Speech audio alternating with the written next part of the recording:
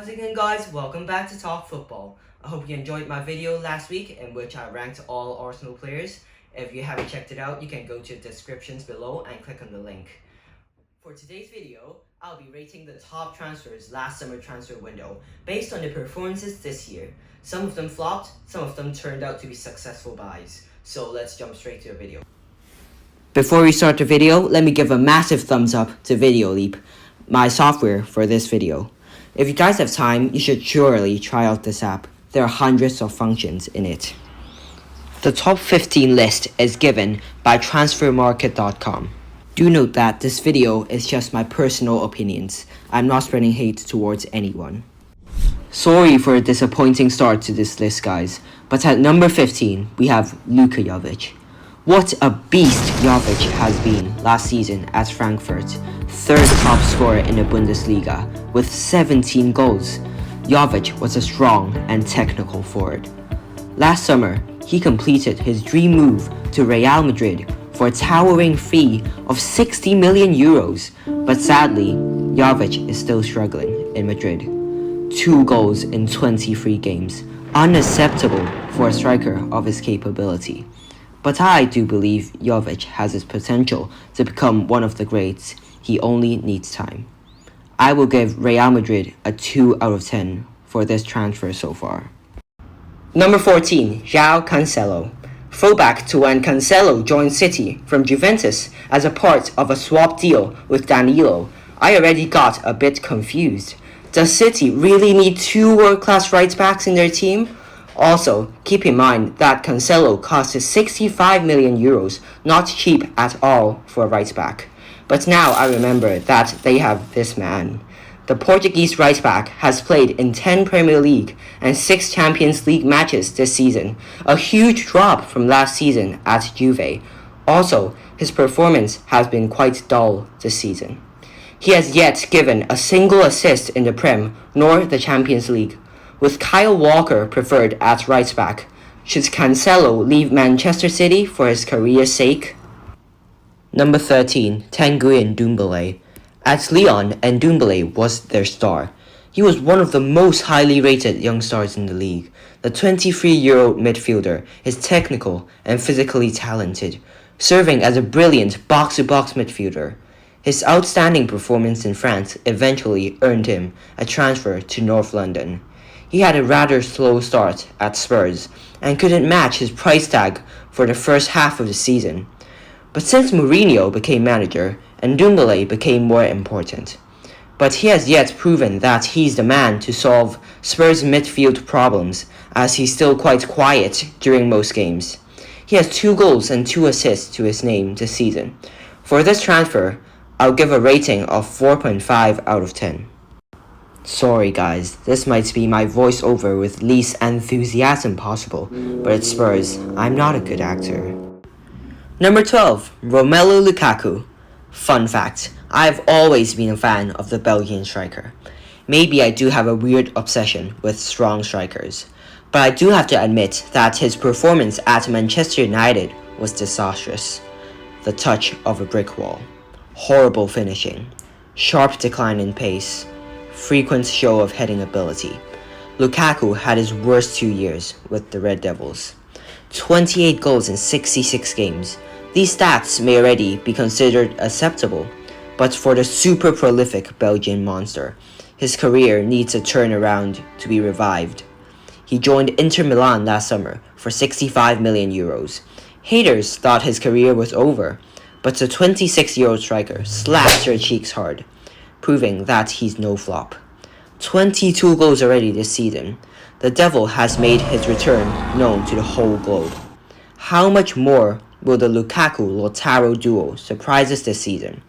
This transfer deserves every decimal of this 9.5 out of 10 rating. Last summer, former Inter Milan captain and icon Mauro Icardi ended his 7-year-long bond with the Nerazzurri. He scored 111 goals during this period, undeniably Inter's goal machine. After a somewhat scandalous last season in Italy, Icardi joined Paris Saint-Germain on loan to join their already mighty strike force. Di Maria, Neymar, Cavani, and Julian Draxler. As expected, the Argentinian super striker shows his exceptional finishing all again this season. 19 goals in 28 games. He is favoured as Edinson Cavani's perfect heir to PSG's centre-forward position. This loan deal can be described as a win-win situation for both clubs, as Inter now have their ridiculously powerful pair of strikers, while PSG finds their striker for the next few years as well. An 8.5 out of 10 for this transfer. Number 10, Nicolas Pepe. As an Arsenal fan, I will try my very best to not be biased with this one. Last summer, Arsenal splashed out 80 million euros for their record-breaking signing of all time from the Ligue 1. Pepe had a really hard start for the Gunners. He played in 17 games for the Gunners in 2019, but has only scored 2 goals, with one being a penalty and 3 assists. The pressure of the high transfer fee must have gotten to the Ivorian. He was not confident at all and constantly flopped the easy finishes in front of goal. Everyone called him a flop. He was put on the bench for almost half of the games. However, as 2020 starts, Pepe is squeezing back onto the right track. He scored on the first day of 2020 in a perfect performance against Manchester United. He then scored and assisted 2 against Newcastle, making his record 2 goals and 3 assists in 2020. In just 6 games, the Ivorian has showed what he's capable of, and I hope there's more to come. I'll give a rating of 6.5 out of 10 for this transfer. Number 9, Rodri. The Spaniard first made himself known at Atletico Madrid as a physical and technical central defensive midfielder. Standing at a height of 1.91 meters, Rodri is no doubt a very powerful game controller at his position. City had been searching for Fernandinho's replacement for a few years already, and I think they have found the one this season. Rodri has played in every single one of the Premier League matches this season, except for the 2 games when he was injured. Rodri is favoured in the CDM position, as Fernandinho was used as a centre-back every time he was used this season. Rodri costs 70 million, not cheap, but his performance justifies the price. An 8 out of 10 for this transfer. Moving on to number 8, Lucas Hernandez. Hernandez joined Bayern from Atletico Madrid last summer as a replacement for Mats Hummels. At 80 million euros, he is the 4th most expensive defender of all time, behind Virgil van Dijk, Ligt, and Harry Maguire, who all broke defender transfer records in 2019. Hernandez has already secured his position in his national team, earning 17 appearances for Les Bleus already. After a decent start in Germany, Hernandez cracked a ligament in his ankle in October, leaving him out of the squad for 12 games. Recently, Hernandez returned as a sub against RB Leipzig in the Bundesliga. Average performance this year for the French international, 80 million might have been too much for him. 6 out of 10 for this transfer. Number 8, Frenkie de Jong. Last season, de Jong had a wonderful season with Ajax, Champions League semi-finalist, UEFA Nations League finalist, and UEFA Team of the Season 2019. De Jong has been crucial for Ajax as well as the Netherlands in these competitions. I do agree that de Jong is kind of built with that Barca DNA. He is elegant on the ball, a passing master, and also a good midfield leader. Although he has huge boots to fill, he seems like the one to take on Barca's legacy. All started pretty well this season, as de Jong played well in centre mid early this season. But as the season continued, de Jong seems to go out of favour. De Jong played most of the minutes this season in La Liga, but his performance has not been good enough since 2020.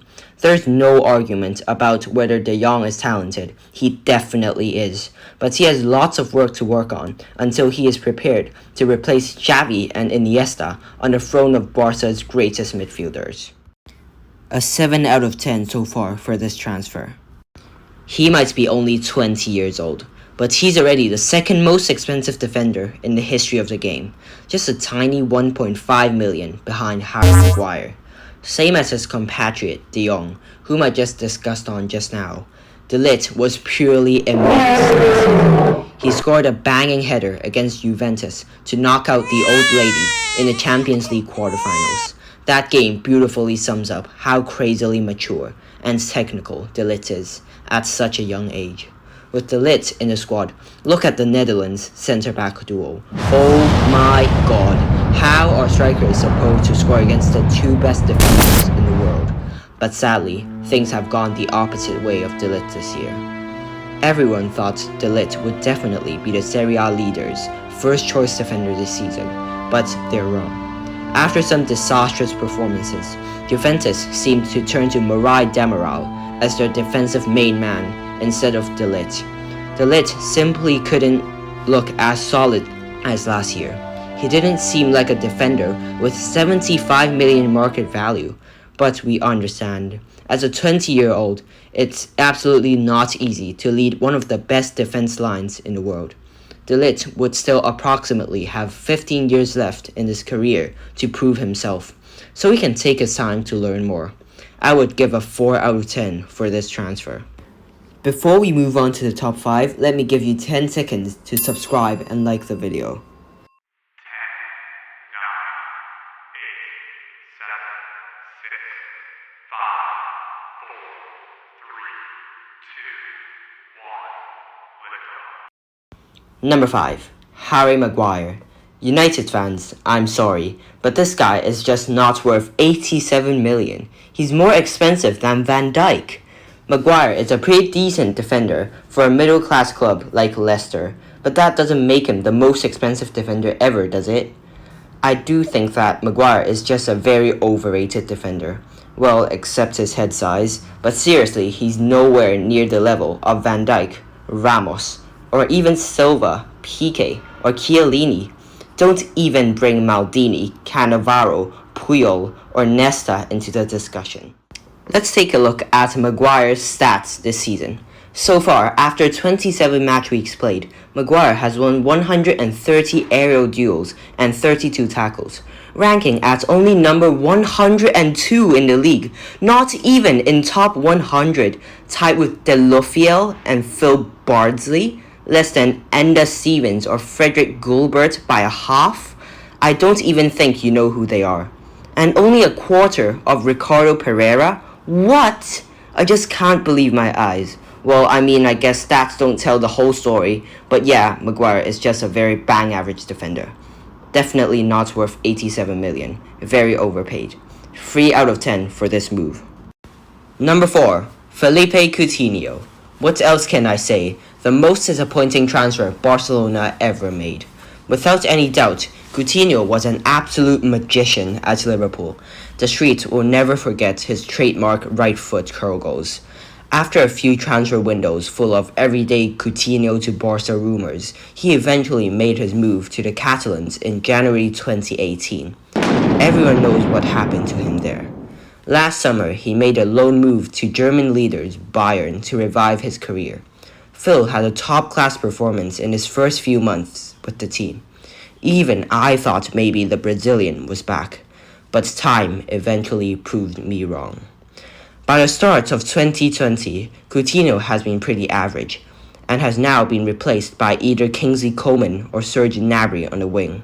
Even on the center attacking midfield position, Bayern have Thomas Müller and Leon Goretzka. Will Coutinho show his class and gain his place back in the starting 11? But if things stay as they are now, Coutinho is very likely to be sent back to Barcelona this summer and loaned out again. I will give him a 4.5 out of 10. Moving on to the final 3, we have João Felix. Felix made his entrance to the world's attention last season with Benfica. He was monitored by various huge clubs for his rare talent and footwork. Atletico Madrid was eventually his chosen destination. Felix had a perfect start to life in Spain, as he outshined everyone on the pitch in his first few games in red and white. However, same as Phil Coutinho, he slowly lost his flair. He got injured for about 3 months and missed out on 10 games. Since then, his performance has been very average, maybe even worse than Coutinho, who occasionally wows the crowd in Champions League matches. Let me be frank here. I'm not saying Felix is not good enough for Atletico, but he's not shown his full potential this season due to the trouble of leg injuries. Let's all hope he won't become the next Bale, Neymar, or Ousmane Dembele. Injuries are definitely the killer of many talents. A world-class superstar can't be injury-prone. Felix absolutely doesn't match his 126 million price tag this season. A 2 out of 10 for this transfer. For number 2, we have Antoine Griezmann. He's actually one of my favorite footballers ever. French, nice hair, silky skills, perfect striker.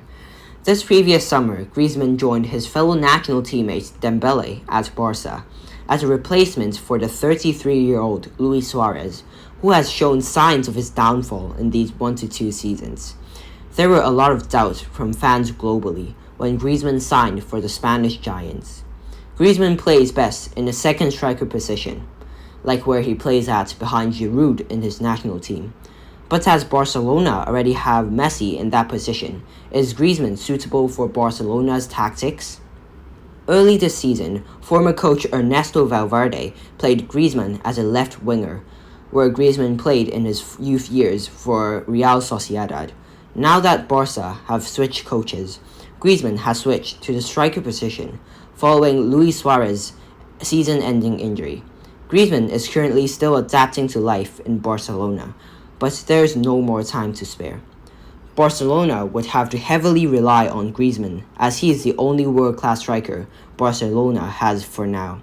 I hope Griezmann would find his form as soon as possible, following an average start to the season, considering Griezmann's huge price, only a 5 out of 10.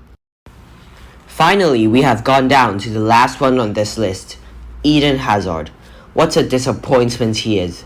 After 8 years of stunning performances for Chelsea, the Belgian left wing made his dream come true by following Thibaut Courtois into the Bernabeu this season. Expectations were really high for the over 100 million priced star. But again in this video, Hazard was as bad as Luka Jovic. He had arguably the worst year since 2010. He was invisible most of the times in important games. That is simply not the real Hazard. He should be banging in game-changing goals against Barcelona, City, and Atletico. Maybe it really isn't wise to show up in the first training on £250 Eden. Sorry Madridians, but horrible signing up until now. Same rating, 2 out of 10. I really hope you enjoyed the video. Sorry for the late upload. It took me a few days to edit this video. Anyways, don't forget to subscribe, leave a like, and comments down below on what videos you would like me to make on. I'll see you next week. Peace.